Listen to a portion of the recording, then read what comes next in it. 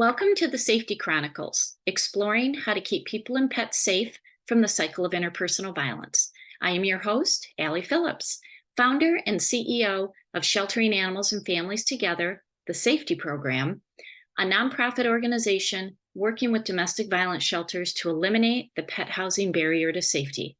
As the founder, I have led the global movement in helping domestic violence shelters create on-site pet housing while elevating the criminal justice response to how animal abuse links to crimes against people. I am a former prosecuting attorney, internationally recognized legal expert, and public speaker, award-winning author, and advocate for protecting vulnerable victims. In this podcast, we will explore how and why animals are harmed in the cycle of family violence and the human-animal bond that keeps victims in harm's way with their pets. Guest speakers and I will share strategies for shelters and professionals working to safeguard survivors, why pet-inclusive sheltering is life-saving, and safety tips for those who need help. None of the content will be graphic. If you are in harm's way, please contact your nearest domestic violence shelter or call the National Domestic Violence Hotline at 1-800-799-7233. Let's get started. Hey everybody, welcome back to the next episode where I want to talk about link collaborations, okay? I want to talk about how it takes a village to work together to protect not only the two-legged, but the four-legged victims of violence and to tackle these link crimes happening in every community. It's happening in every community. So in the presentations that I give to criminal justice professionals, I talk about how the first responder, the first in the home, has a prime opportunity to assess what is going on, but you need to know what you're looking for. Now, who's the first in the home? It can be a variety of people. It could be a paramedic, it could be a fireman, it could be a police officer, it could be the person who reads your electrical or gas meter. It could be a variety of people, and it could also be a neighbor. So I talk about how animal abuse is often public. Violence towards adult and children is very private. It's very secretive. It's done behind closed doors. Hush, hush. But animal abuse sometimes is right in the backyard. The dog's tied up, malnourished, improper food, shelter, water. The abuser walking his dog and does something harmful to the dog right out in the open.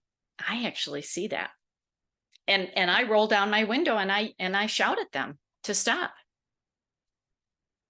And if appropriate, 911, I make a phone call. So whoever is the first into a home really needs to assess whether something is right or something is wrong. And that's the thing. You don't need to be skilled in detecting animal abuse. You're going to know it when you see it. You're going to know that something is off. So like I said, it could be a paramedic, it could be a fireman, it could be a police officer, it could be a neighbor, but it could also be a veterinarian where the animals are coming in and there's way too many injuries that are happening. And the veterinarian is getting suspicious. So what do? Here's the thing. You can't keep it to yourself. You got to tell somebody. I mean, that's the mantra that we have been given in so many things, whether it's, somebody about to engage in violence in a public setting, whether it's a terrorism incident. If you see something, say something. You don't have to be 100% right. But what if you are? And what if you've just prevented something? So the one thing that we do in the field is we really encourage cross-training and cross-reporting. Now, cross-training is bringing the human and the animal protection professionals together in the same room with criminal justice professionals to work together, to talk about what they do, because what animal control does is very different than what Child Protective Services does. And a lot of times these agencies don't understand the thought process of a prosecutor. So I actually give a lot of presentations on how to understand your prosecutor, because we have a very specific process that we go through. So the whole goal of bringing everybody together in a training is so that everybody knows what each other does. And should they come into contact with an incident that is not what they handle, they know where to report it. So for example, Child Protection goes into a home and they find a dog fighting ring. They don't know what to do, but they need to know who to call. And not call 7 days down the road. They need to call on site. We have what doesn't look right. There's a lot of dogs and I know just enough, and this looks like dog fighting or animal hoarding. So I remember there was, I read a lot of case law, and there was a case coming out of Kentucky. This was a while ago, but it was a case where animal control was called by the neighbors. And this is why I say neighbors are very important. Okay, you can be very important in your community. But the neighbors called and said, this family next door has a lot of dogs in their garage, and it is a very hot Kentucky day. We're very concerned. We don't see them going into the garage. We don't know if they have appropriate food, water, ventilation. Can you please come and take a look? So animal control went, and it was bad. That's all I'm going to say. I told you up front, I'm not going to get graphic. Let's just say it was bad. Animal control officer goes to the door, knock, knock, knock. Animal control can usually get in the front door a lot easier than a child protection worker or a police officer. And so that animal control officer got into the house and was horrified. Cages filling the house with dead and dying animals. But there were 4 kids in the home. He had the wherewithal. This was probably 30 years ago. He had the wherewithal to call Child Protective Services and said, hey, I'm now investigating all these animal crimes. There's 4 kids under the age of 16. I think you need to get over here. And what they discovered was that the parents were methodically and ritualistically abusing these kids. It was bad. It was bad what was happening. It took the animal control officer and it took the neighbor calling it in to save those kids. That's working collaboratively. That's what I mean. Okay, we all got to go in there. That animal control officer could have said, with the kids, not my problem, not my jurisdiction, but he didn't. He didn't.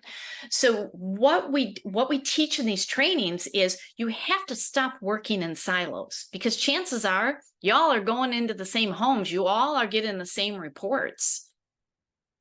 What if Child Protection made a call to animal control or to the police or to Adult Protective Services and said, hey, we've got an active investigation going. We think you ought to get in here and do your part. It's taking the blinders off. That's why I say first in the house has an opportunity to assess. What is interesting with the cross-training and then cross-reporting, there's a lot of states that have cross-reporting laws that either mandate or recommend that if animal protection goes in, look at the kids. If something sees off, just make a phone call. Just make a phone call. That's it. You don't have to become a child protection expert. And vice versa, if you're in child protection and you go in and there's animals that don't look to be well or look to be in harm's way, you don't have to be an animal protection expert. Just make a phone call. That's it. 1-800-ANIMAL CONTROL. You need to get in here. Okay? It's literally that simple. But so many professions, especially in the domestic violence field, I see it in the child protection field, they push back and they don't want to report. And here is my message. You are in the business to save lives. And if that means calling in an animal neglect or abuse report, you could be saving the lives of the clients that you are mandated and required to help, because what if they stay behind in order to safeguard their pets? We have loads of studies that say that they do. You could be helping to save lives by taking the blinders off. And so what I teach everybody is you don't have to become an animal protection expert. You don't have to know what neglect is or even what the definition is. It's kind of a situation that you know it when you see it. You know something's off. But look for pet items.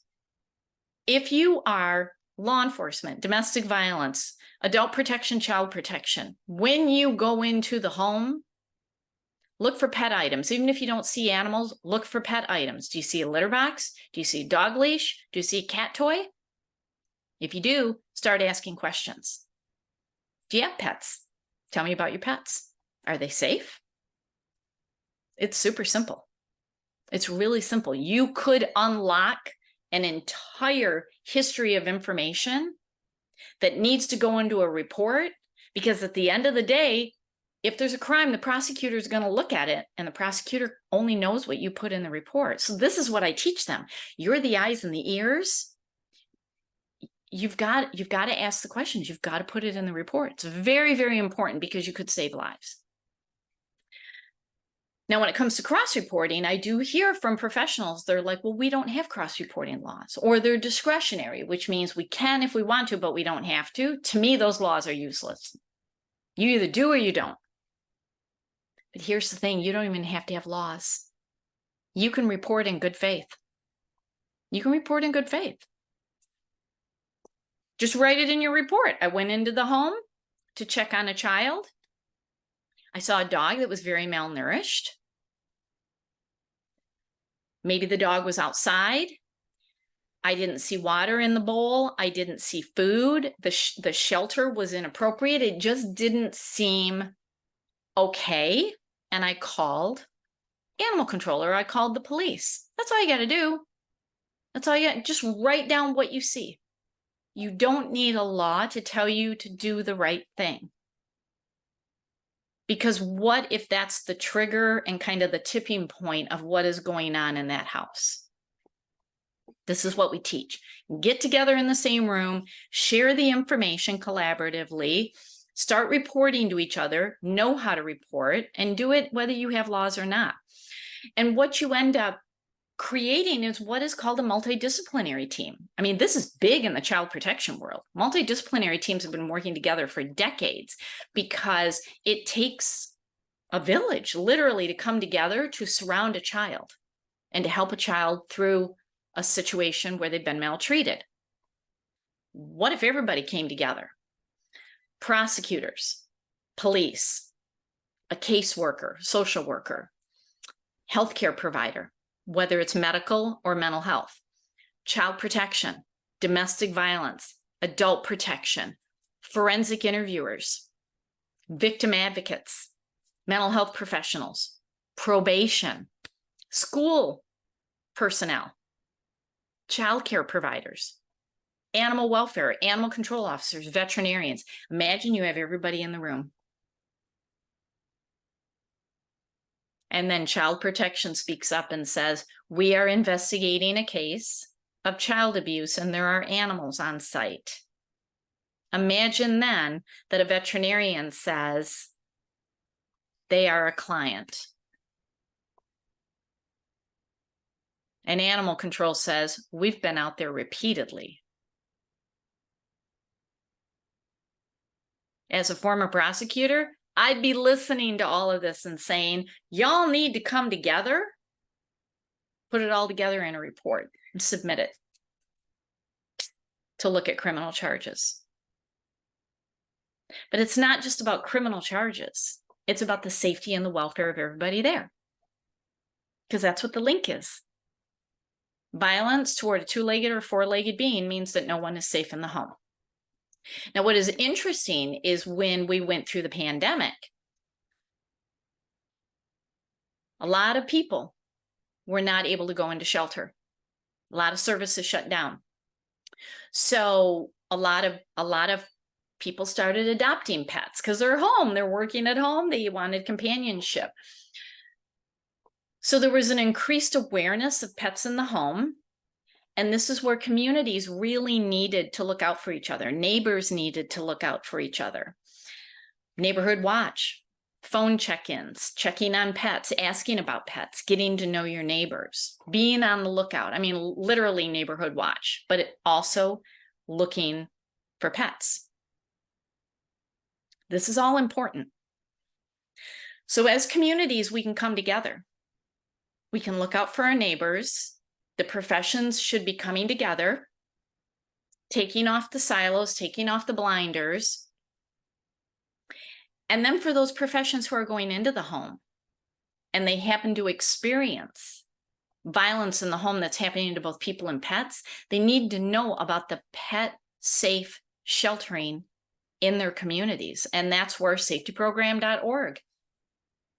They need to know about this. They need to just go to the website and look, hey, we have a pet inclusive domestic violence shelter. This is great. You know where to send them because you don't leave pets at home with an abuser. But you got to work together. This is really important. And I'm pleased to say over the last 20 years, there are more communities working together. And when they do, their community is safer. All right. Comment below. I'd love to know if you're already doing this. Take care, everybody.